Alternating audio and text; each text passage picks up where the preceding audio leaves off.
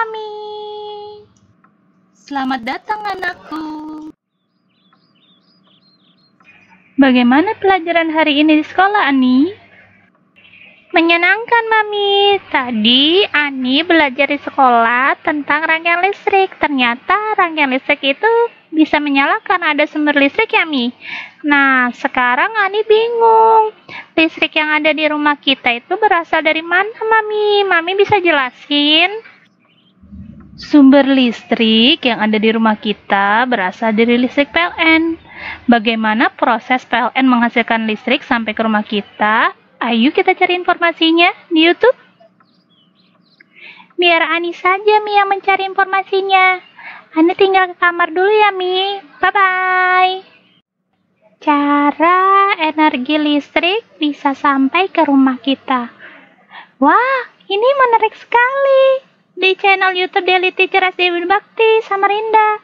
Ini aja aku tonton videonya.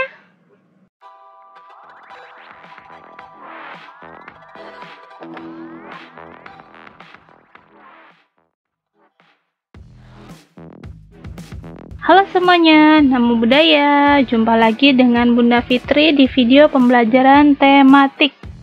Nah, hari ini kita akan bahas tentang energi listrik, yaitu bagaimana proses menghasilkan energi listrik, dan bagaimana menyalurkan energi listrik, dan bagaimana menghemat energi listrik. Nah, sebelum masuk ke situ, kalian tahu nggak, listrik merupakan kebutuhan pokok manusia.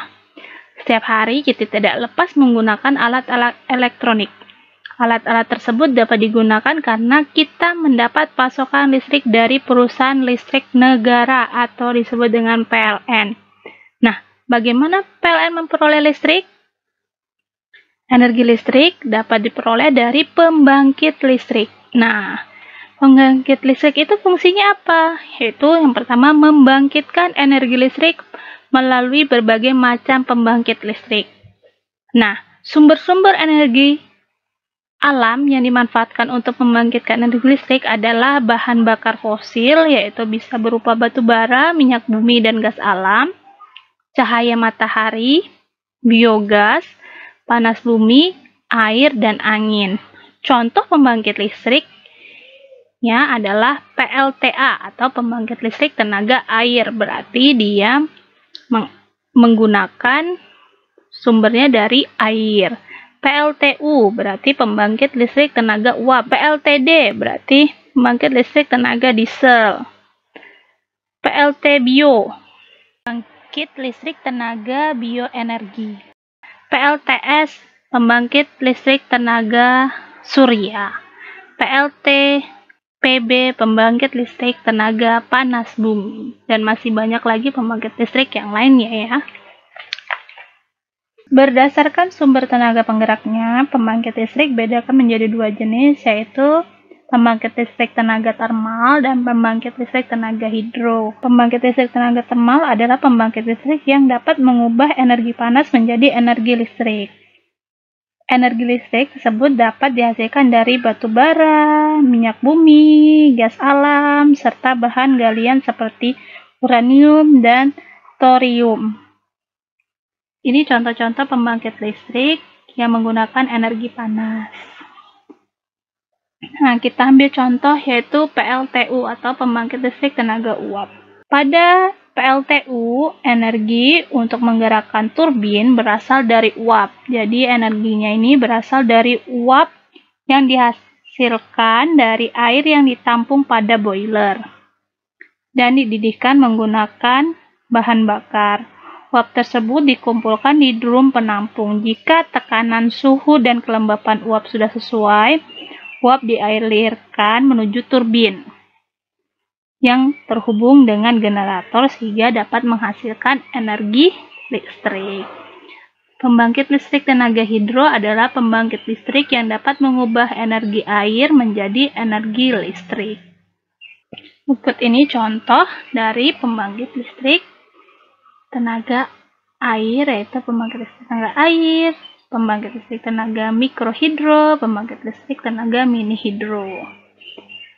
Perbedaan antara pembangkit listrik tenaga air dengan dengan mikrohidro atau mini hidro terletak dari besarnya debit air yang dimanfaatkan dan tenaga listrik yang dihasilkan. Pembangkit listrik yang mengubah energi air, sumbernya dari air, menggerakkan turbin, baru generator mengubah menjadi listrik. Nah, bagaimana proses menghasilkan energi listrik?